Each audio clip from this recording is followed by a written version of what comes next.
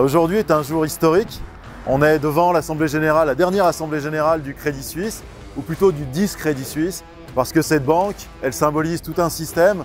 C'est un système de prédation, un capitalisme cannibale. Wir stehen heute hier vor der Generalversammlung von der Credit Suisse und haben ein halbes Schiff dabei, weil Credit Suisse ist gesunken.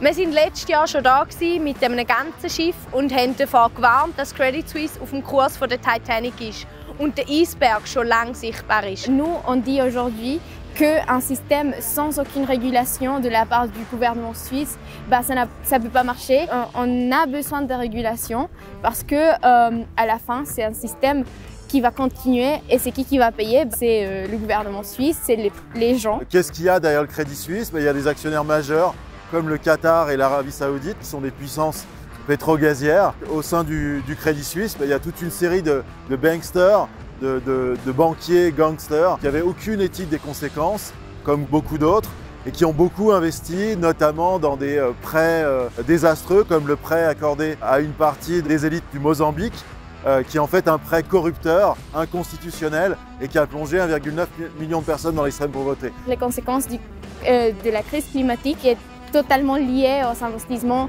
dans les combustibles fossiles. Crédit Suisse, au moment où la Banque nationale suisse, en urgence, accordait un prêt de 50 milliards, le Crédit Suisse, le lendemain, attribuait avec 12 autres banques un prêt de 9 milliards à Duke Energy. C'est un géant de la production de l'électricité basée sur le charbon. Donc on est vraiment dans une logique folle qui est celle d'obtenir le plus de bonus sur la destruction de notre commune humanité, sur la destruction de notre futur immédiat. Et c'est ça le Crédit Suisse, le système Crédit Suisse. En fait, nous aujourd'hui, ce qu'on demande, c'est deux choses.